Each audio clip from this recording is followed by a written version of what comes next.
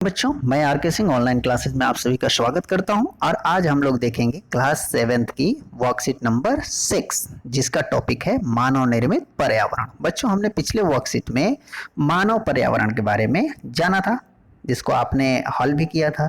तो आइए हम देखते हैं इस बार मानव निर्मित पर्यावरण। ठीक है, नाम से स्पष्ट है मानव द्वारा बनाया हुआ। तो क्या मानव कुछ नया पर्यावरण बना सकता है? नहीं, मानव केवल प्राकृतिक पर्यावरण में चेंज कर सकता है। तो आइए देखते हैं किस तरह से।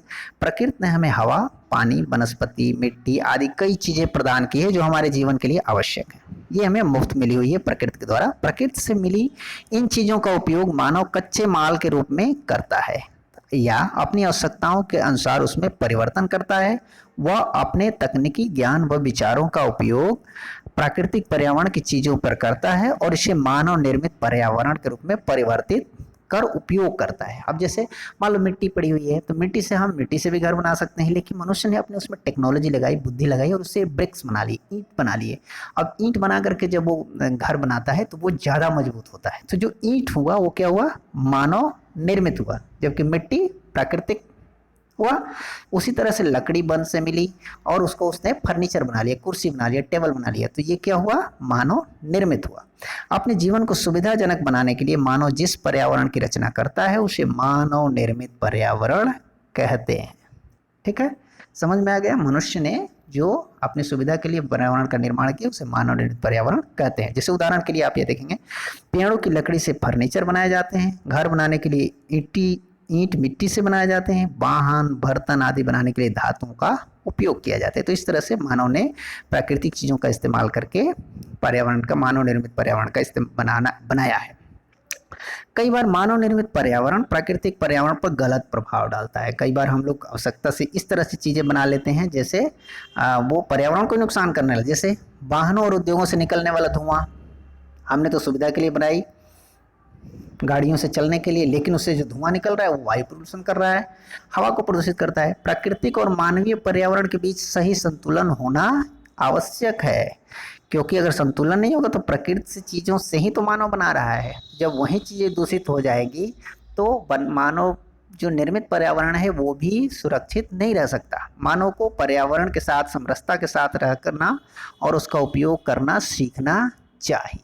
ठीक है, तो हमें इस तरह से इस्तेमाल करना चाहिए ताकि प्राकृतिक पर्यावरण भी सुरक्षित रह सके, तभी हम उसका इस्तेमाल लंबे समय तक कर सकते हैं, तभी हम मानव निर्मित चीज़ों को, पर्यावरण को भी बना सकते हैं। जैसे मानव निर्मित पर्यावरण के यहाँ उदाहरण दिए हुए हैं, हमने पार्क बना लिया, पेड़ पौधे लगा करके, झूले वगैरह लगा करके, स्मारक बना लिया ये प्राकृतिक चीज़ों का इस्तेमाल करके, भवन बना लिए प्राकृतिक चीज़ों का इस्तेमाल करके, यहाँ उद्योग धंधे शुरू कर लिए, यहाँ पर पुल, जो नदियां हैं उन पर पुल बना लिए, सड़क बना लिए। इस तरह से बहुत सारी चीज़ें मनुष्य ने बनाए, स्कूल, बैंक, विद्यालय, सड़कें, इस रेलवे लाइन, ये सारी चीज़ें मनुष्य ने बनाए हैं। मनुष्य मानव निर्मित पर्यावरण के उदाहरण हैं। तो आइए देखते हैं प्रश्न उत्तर में। आप इसमें सबसे पहले हम नीचे वाले को देख लेते हैं। अपने आसपास के कुछ उदाहरण लेकर निम्नलिखित तालिका को भरिए। मानव निर्मित पर्यावरण, तो इसमें आपको उदाहरण लिखना है, जैसे कार, पंखा, टेबल, कुर्सी, बस, ट्रक, हवाई जहाज, ये सारी चीज़ें जो मनुष्य ने बनाया है वो आप यहाँ पर लिखेंगे। वहीं प्राकृतिक पर्यावरण में जो प्रकृति द्वारा मिली हुई चीज़ें जैसे नदी, पर्वत, मिट्टी, हवा, सूर्य की रोशनी, वन, ठीक है, झरने, तालाब इत्यादि, तो ये सारी चीज़ें आप इसमें लिखेंगे जो प्रकृति में ऑलरेडी मिली हुई है, और जो मानव ने बनाया है उसे हम यहाँ लिखेंगे। अब आइए ऊपर के प्रश्नों को देखते हैं और इस प्रश्नों को हम स्लाइड के माध्यम से देखते हैं। देखिए, पहला प्रश्न है, मनुष्य अपने पर्यावरण में परिवर्तन क्यों करता है? ठीक है, तो उसमें वर्कशीट में भी लिखा हुआ है, ये मनुष्य अपने आवश्यकताओं की पूर्ति और अपनी सुविधा के लिए पर्यावरण में परिवर्तन करता है।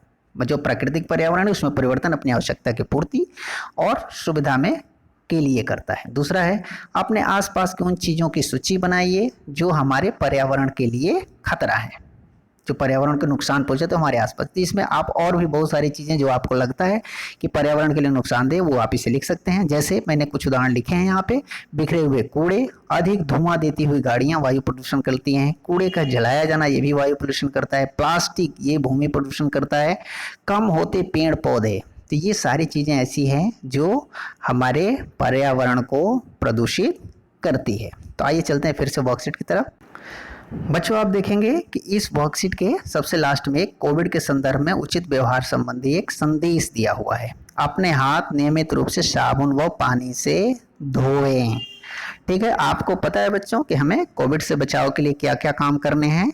उनमें से जैसे मास्क पहनना, अपने हाथ को साबुन और पानी से 20 सेकंड तक कम से कम धोना। तो इन चीज़ों को हमें खुद भी पालन करना है, अपने परिवारी जनों को भी पालन करने के लिए कहना है। अगर वो पालन नहीं कर रहे हैं तो उनको याद दिलानी है। अपने आसपास जिसके संपर्क में है उनको भी इन चीज़ों के लिए जागरूक करना है। ऐसा करके हम अपने को, अपने परिवार को और अपने समाज को कोविड से सुरक्षित रख सकते हैं। तो उम्मीद है आपको ये वर्कशीट समझ में आ गई होगी। तो चलिए कॉपी कलम निकालिए और इसे पूरा करके अपने सर जी को भेज दीजिए ताकि वो देख सकें कि आपने कितना कुछ सीखा है। मिलते हैं अगली वर्कशीट में, तब तक के लिए घर पे रहें, स्वस्थ रहें, खुश रहें। धन्यवाद।